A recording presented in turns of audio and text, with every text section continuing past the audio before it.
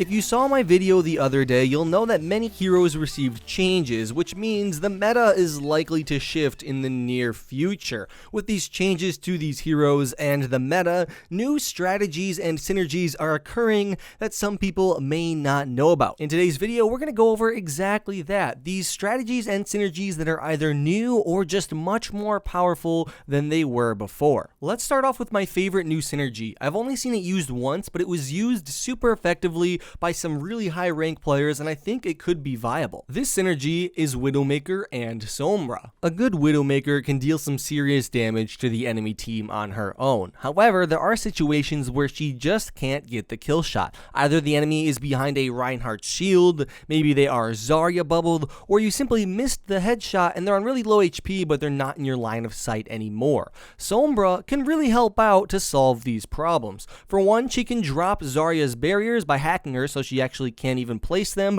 and a Reinhardt's shield, making Widowmaker's job a lot easier. On top of that, she also has her passive, which allows her to see low health targets and some decent damage. So if Widowmaker can get a shot on someone, like a body shot on any of the supports, hopefully Sombra can go in and swoop up the kill, while doing so safely because of her translocator. Even if not executed perfectly, a good Widowmaker will take the attention of the enemy team off the Sombra, and the Sombra can actually take the attention off the Widowmaker. So either one the team focuses, they're going to have a hard time. And you can't really focus both because Widowmaker sits in the back very far away, whereas Sombra is in the thick of it. She is in the heat of battle, killing people, teleporting, and hacking, and the two aren't really easy to focus at the same time. I honestly think this strategy could be super effective because Sombra is very hard to kill when she has her translocator up, and Widowmaker is very hard to kill if you don't have your own Widowmaker or someone that can jump on her. And if you're playing on offense as Widowmaker, the enemy Winston isn't likely to jump on you because then he's not near the objective, or really anybody is probably not going to jump on you. So this strategy for the attacking team, and maybe even sometimes the defending team in various situations, could prove to be very useful. And I'm really interested to see how it works when people start varying up attack timings and just trying to coordinate these very fast assassinations. Up next is a cool combo I think could really change the way the game is played because it involves two tanks and neither of them are Reinhardt. This combo, this synergy I should say, is Zarya plus Deva. With Soldier 76 melting Reinhardt's shield faster than ever, there is now more room for the other tanks in Overwatch to shine. And Deva is one of these tanks with her newfound extra HP and mobility. She is now a fantastic target for Zarya's bubbles. Deva can fly into the enemy backline much safer than she used to be able to because she has her new mobility where she moves faster while shooting, she has her defense matrix like she always did, and with Zarya on her side, she can really probably go in, do a lot of disruption, maybe even get a kill and leave without being put into too much danger because she also has that extra 100 HP than she did before. So I think this tool is actually kind of like a new dive comp almost. So many players simply shoot at Deva when they see her, me included, because she's just a huge target. When you have a huge target that jumps into the enemy team and spontaneously gets Zarya bubbled, that bubble is going to be super effective. Zarya is going to be at her max charge that she could get off that bubble, 40 charge now, but it's still going to be super effective. I mean, honestly, that will get her 40 charge almost every time when done properly, and Deva has a lot of potential now, I think, and this could work very well. This does leave you without a Reinhardt if you're running 2-2-2 though, so you're gonna have to beware.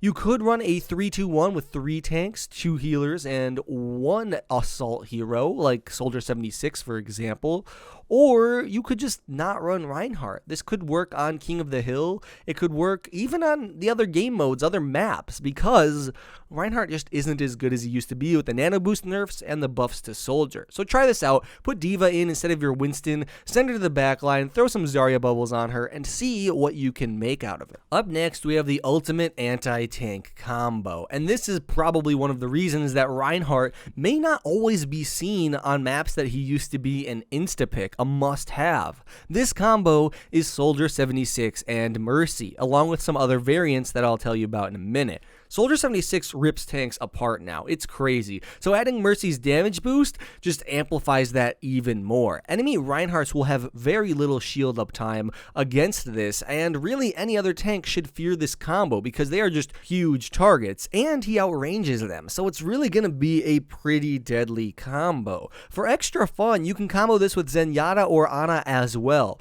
Soldier 76 plus Mercy's damage boost and Zenyatta's Orb of Discord on someone, they're just gonna die like super fast. Ana's nano boost works on Soldier as well. Since it no longer gives a speed boost, you're gonna have to really change who you put it on, and Soldier 76 doesn't really need a speed boost. Imagine a Soldier 76 with Tactical Visor, nano boost, and Mercy's damage buff. That can really rip enemy teams to shreds, especially if you don't have a Reinhardt on the enemy team. Stuff like this is really gonna change things. I honestly believe the meta is changing because of these new things you can do. So try this one out. Actually, just try Soldier out, honestly. Soldier can fit into a lot of synergies because he's just so much better than he was before. Now let's move on to a combo that I think is really good on King of the Hill, but it can still probably be used elsewhere if done right. You may have heard of it actually. Sombra and Tracer. Now, whenever people think of this combo, they immediately only think about how Tracer can really benefit off of hacked health packs. This is really true. Tracer does benefit greatly when Sombra hacks health packs. She can pretty much stay topped off on HP for very long periods of time. But there is so much more to this synergy than that. The two heroes together make for some crazy assassination potential. It's not uncommon for Tracer to bring targets to really low HP but then have to reload, therefore kind of risking their lives, also giving the enemy team a chance to escape or heal themselves, and it isn't always optimal. Now, good Tracers make it work by using their blinks and other things, but what if you didn't have to make it work? What if you had a Sombra with you that could make that extra HP just disappear as well? Coordinating strikes on enemies could be easier than ever before. Sombra goes in invisible, Tracer blinks in, and they both pop out of nowhere and take out the enemy's supports. It could work very well. If you think about old competitive Overwatch, on King of the Hill, it was very common to see pro teams using two Tracers. This is kind of the next thing, I think, to that. This is the next version of two Tracers. Actually, I think it could be better. Now, Sombra might need some buffs. We're not really sure how she performs as of yet. She feels weak, but she is new. If pro players start to learn how to use her very effectively, this will definitely be better than two Tracers. If not, and she needs some buffs, I still think once she is buffed, it will be the next thing you run on Koth. At least, it's one of the things you can run on Koth, and I think it'll be a very effective strategy. So maybe start running this in scrims, or maybe in competitive even if you're confident, because it could work very well. Our next synergy, our second to last synergy, also features Sombra, and a lot of them do simply because she's the new hero. We want to know who she's good with and what she can do. This synergy is probably one of the most practical. I think the other ones are good and can work, but they're going to need to be worked through. This one can kind of be performed every time, and this one is Zarya and Sombra. First, let's talk about the biggest synergy between these two heroes, which you probably already know. It's their ultimates. Graviton Surge can completely be shut down by a lot of things. Transcendence, Lucio's Sound Barrier, and just sometimes a lot of healing from an Ana and a Lucio can actually shut down Zarya's ultimate if there's like a Reinhardt shield as well. There are a lot of things that can make Zarya's ultimate not work, but EMP pretty much guarantees that everything will work. When you Graviton Surge and catch a bunch of people, if Sombra EMPs, none of them can escape and none of them can really defend themselves with any of their abilities, which means sometimes you probably won't even need any more combos. You can just simply shoot into the group of enemies. And what's even better is if Sombra is patient, she can wait for Lucio to use his ultimate and then use hers. That way he wastes his and gets the team wipe. What makes this even better is Zarya combos very well with deep backline infiltrators and flankers like Genji and Tracer. Sombra isn't really an exception. She's going to be in the thick of it behind enemy lines a lot, and as long as Zarya waits till the proper time when Sombra unstealths and is being shot at,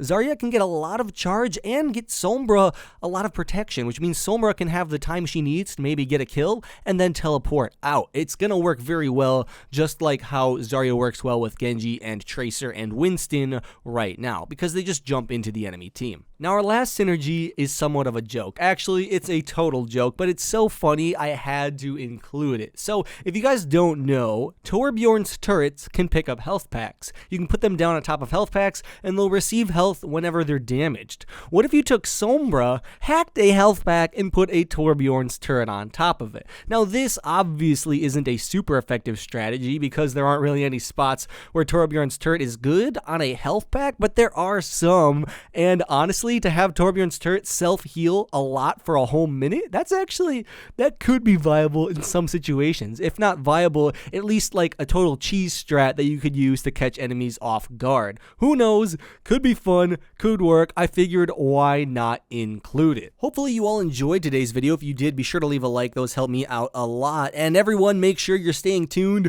for the Hawk Squad Open Tournament. That is tomorrow and Sunday, Saturday and Sunday, the 19th and 20th of November, starting at 10 a.m. Central Time, and it'll be streamed, casted by me on twitch.tv/LoneHawkTV. It's gonna be a blast. Hopefully you all can make it out. If you want more updates on stuff like this, be sure to follow me on Twitter at LoneHawk. That's a 0, not an O, and I'll see you guys all later. LoneHawk out.